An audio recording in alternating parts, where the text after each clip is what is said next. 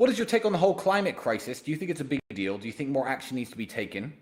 Are you and your brother against taking action yourselves? I am super against taking action against climate change. And I will tell you why. Sea levels are not rising. That's been proven to be false. Ice caps are not melting. But the levels of CO2 in the atmosphere are going up, and humans probably do contribute to that. I'm not saying it causes more extreme weather. I'm not saying the Earth is getting colder or hotter. First it was global warming. Global warming is over. Now they're just calling it climate change. It's massively politicized, but one, I'm not here to talk about whether it's real or not. But I'm gonna give you two scenarios. One, it's very real and the world is ending because of it. And two, it's not real and it's a Chinese conspiracy. I'm going to give you my answer on both of these so you can adopt a healthy mindset, because my answer to both of them is exactly the same.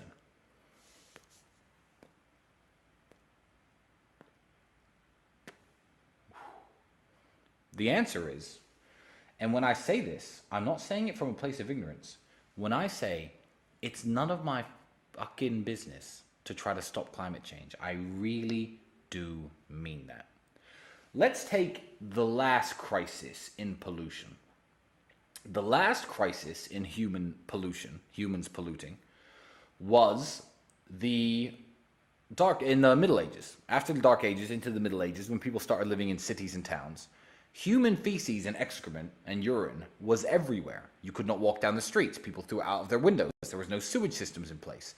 A lot of the stones, if you look at the city of Pompeii in Rome that was buried, the stones have stepping stones over the roads because the roads were filled, even in some Roman cities, with human excrement, feces, mess, animal dung, etc. Now, every city on earth, from Paris to London to Rome, were covered in this stuff. And it was a real health crisis. People were dying. Cholera, all sorts of diseases. The water was infected. People had to drink alcoholic drinks, boil their water first. It was a mess. How did that problem get solved? I'll tell you how it didn't get solved.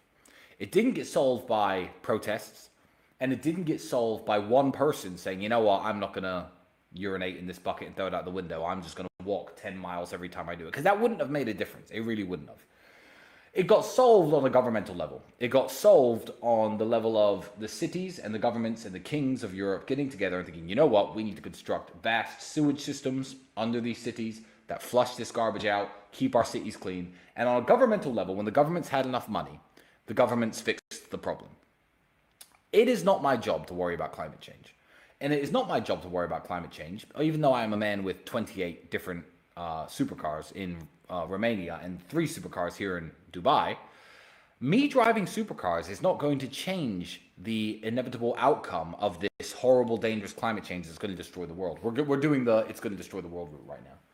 What's going to happen is some smartass, some researcher in China, India, Russia, one of the countries that are the future of humanity, is going to realize a way of stopping or of at least trapping the carbon dioxide that humans release into the atmosphere and getting rid of it somehow. That's what's going to fix the problem. If you knew that the 9 largest container ships in the world, the 9 largest ships, boats on Earth, pollute more per day than every single car on the roads in the United Kingdom combined, you would understand that living in England and buying a Tesla, which is, by the way, charged by your power plant, which emits coal and CO2 via its coal and oil burning, isn't going to fix the problem. If you buy a Tesla and say it's for climate change, it is a virtue signal. So I'm going to keep my Bugattis, I'm going to keep my Ferraris, and the more cars I buy, the more taxes the government has off me, and the better armed it is to deal with climate change. And if climate change isn't real, then my answer's the same. Not my fucking problem. Not dealing with it. And if I was dealing with it, I'd be wasting the time. I'll talk very briefly about these protesters in England. These are, what are they called? No to oil, insulate Britain. These idiots who keep blocking motorways. Hope I'm not at the front of that line one day. Hope I'm not in England and in a hurry and close enough to see you stuck in my car. That's all I'm going to say. And I feel like everyone in England should adopt the exact same attitude. Okay, what's next?